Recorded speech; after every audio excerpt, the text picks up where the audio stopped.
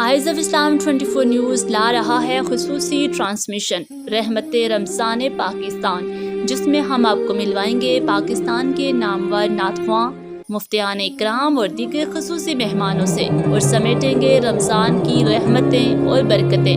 دیکھنا نہ بھولیے گا رحمت رمضان پاکستان، صرف اور صرف آئز آف اسلام 24 نیوز پر۔ السلام علیکم ورحمۃ اللہ وبرکاتہ۔ ناظرین، آپ دیکھ رہے ہیں eyes of Islam 24 news channel پر ہونے والا رحمت رمضان پاکستان ٹرانسمیشن۔ رحمت رمضان پاکستان ٹرانسمیشن میں میں ہوں محمد عدنان صابری۔ ناظرین، آج ہم بات کریں گے حضرت سیدہ خاتون جنت سیدہ خدیجۃ الکبریٰ رضی اللہ تعالی عنہا کے حوالے سے۔ تو آج ہمارے ساتھ تشریف فرما ہے حضرت علامہ مولانا غلام مرتضیٰ چشتی جکیال صاحب۔ چلتے ہیں اپنے مہمان کی جانب۔ ماشاءاللہ سے آپ دارالعلوم محمدیہ غوثیہ بھیرا شریف کے فاضل بھی ہیں۔ چلتے ہیں ان کی جانب۔ السلام علیکم ورحمۃ اللہ وبرکاتہ۔ اچھا قبلہ چشتی صاحب، آج کا ہمارا جو پہلا سوال ہے وہ یہ ہے کہ ماہ رمضان المبارک کی ببرکت دنوں کے اندر 10 رمضان المبارک کو، یہ جس کو 10 رمضان المبارک کو جو زیادہ اہمیت کا عامل ہے، یہ کیوں اہمیت کا عامل ہے؟ اس کے اندر کیا حقیقت ہے؟ یہ میرے ناظرین کو بتائیے گا۔ جی عدنان صابری صاحب، بہت شکریہ، آپ نے اپنے پروگرام میں مجھ جیسے کم علم کم فہم آدمی کو شامل کیا۔ بہت شکریہ۔ رحمت رمضان پاکستان ٹرانسمیشن میں مجھ نکارہ آدمی کی گفتگو کو شامل کیا۔ جیسا کہ آپ کا سوال ہے کہ 10 رمضان کیوں فضیلت اور اہمیت کا عامل ہے، تو دن سارے اہمیت کے عامل ہیں۔ میں اس حوالے سے یوں عرض کر دیتا ہوں کہ دن سارے اہمیت اور فضیلت والے ہیں، مگر رمضان المبارک کی جو 10 تاریخ ہے اس وجہ سے خاص ہے کہ اس کے اندر حضرت سیدہ خاتون جنت حضرت خدیجۃ الکبریٰ سلام اللہ علیہ ام المومنین ہے، ان کا وصال ہے، اس حوالے سے یہ اہمیت رکھتا ہے۔ اور اسلام کے اندر حضرت سیدہ خدیجۃ الکبریٰ سلام اللہ علیہ کی بڑی فضیلت اور عظمت ہے، کیونکہ وہ کائنات میں بعد از خدا جن کا مقام سب سے بلند ہے یہ ان کے گھر میں، اور حضور علیہ السلام امام الانبیاء صلی اللہ تعالیٰ علیہ وسلم کی زوجہ محترمہ ہیں۔ حضور نبی کریم صلی اللہ تعالیٰ علیہ وسلم ان سے بہت پیار فرمایا کرتے تھے۔ تو ابتدا میں کچھ میں معلوماتی چیزیں عرض کر دینا چاہتا ہوں کہ حضور نبی کریم صلی اللہ تعالیٰ علیہ وسلم لڑکپن کی عمر میں تھے، اور آپ کے جو چچا تھے وہ مال تجارت لے کر بیرون ملک جا رہے تھے۔ تجارت کا کام کیا کرتے تھے عرب لوگ، اب بھی تجارت بڑے شوق سے کرتے ہیں۔ تو حضور نبی کریم صلی اللہ تعالیٰ علیہ وسلم ابھی اعلان نبوت نہیں فرمایا، ابھی چھوٹی عمر میں تھے، اور نبی کریم صلی اللہ تعالیٰ علیہ وسلم کو چچا اپنے ساتھ تجارت کے لیے لے کے جانا چاہتے تھے، اور جب لے کے چلے تو حضرت محمد مصطفیٰ صلی اللہ تعالیٰ علیہ وسلم تجارت کا مال لے کے جب چچا کے ساتھ جانے لگے تو حضرت خدیجہ ابھی اسلام بھی قبول نہیں کیا اور ابھی اعلان نبوت بھی نہیں ہوا۔ یہ عرب کے ایک سردار کی بیٹی تھی، ان کا کوئی اور بھائی نہیں تھا، اور ان کے جو والد صاحب تھے بہت بڑے مالدار آدمی تھے، قریش کے سردار تھے۔ تو سرداری کی وجہ سے مال و متاع جو تھا، بیٹی تنہا تھی، ان کی اکیلی بیٹی تھی، تو ان کے والد کا نام خویلد ہے۔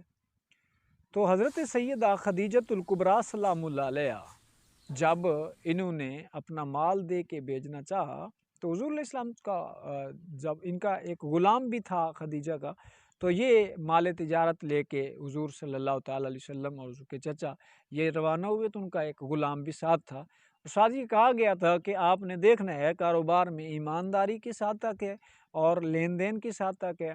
تو جب واپس لوٹے تو کافی سارا منافع ہوا حضرت خدیجہ کے مال میں سے، تو انہوں نے اپنے غلام سے ساری آپ بیتی سنی کہ کیا راستے میں ہوا، کیسے سفر رہا، کیسے تجارت رہی، لین دین کیسے۔ تو وہ جو غلام صاحب تھا حضرت خدیجہ کا، تو وہ حضور علیہ السلام کے معاملات زندگی سے، رہن سہن، چال چلن، گفتگو، لوگوں کے ساتھ ڈیلنگ سے بہت متاثر ہوا تھا۔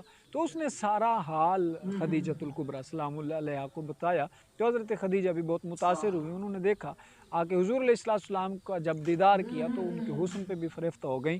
تو انہوں نے کیا کیا، حضرت خدیجۃ الکبریٰ سلام اللہ علیہ ان کی عمر 40 برس تھی، اور حضور علیہ السلام کی عمر اس وقت 25 سال تھی۔ تو حضرت خدیجہ نے نکاح کا پیغام بھیجا، حضور نبی کریم صلی اللہ تعالیٰ علیہ وسلم نے قبول فرمایا، اور ایسی پارسات تھیں، متقی تھیں کہ اللہ نے اپنے نبی کے گھرانے میں ان کو چن لیا تھا۔ تو حضور علیہ السلام نے جب حضرت خدیجہ رضی اللہ تعالیٰ عنہ کا پیغام نکاح قبول فرمایا تو پھر نکاح ہوا، شادی ہو گئی۔ اور بڑی اچھی بات قبلہ ساقی صاحب کہ حضور علیہ السلام کے نکاح میں حضرت خدیجہ الکبریٰ تھیں، اور یہ اولاد جو ہے صرف ایک بیٹا جو ہے وہ حضرت خدیجہ کے علاوہ دوسری زوجہ محترمہ سے ہوا، باقی ساری اولاد حضور علیہ السلام کی جو تھی وہ حضرت خدیجہ الکبریٰ سے تھی۔ اور حضرت خدیجہ نے جب نکاح کیا حضور علیہ السلام کے ساتھ تو سارا مال بھی سرکار دو عالم صلی اللہ تعالی وسلم کے قدموں میں قربان کر دیا، پیش کیا اور عرض کیا یا رسول اللہ صلی اللہ تعالی علیہ وسلم یہ مال سارا آپ کا ہے، آپ جیسے چاہیں اس کو استعمال کریں۔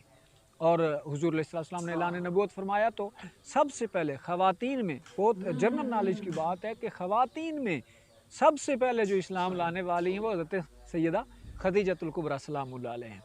اور حضرت خدیجہ ایمان لائیں، اپنا مال سارا حضور علیہ السلام کے قدموں میں نچھاور کر دیا۔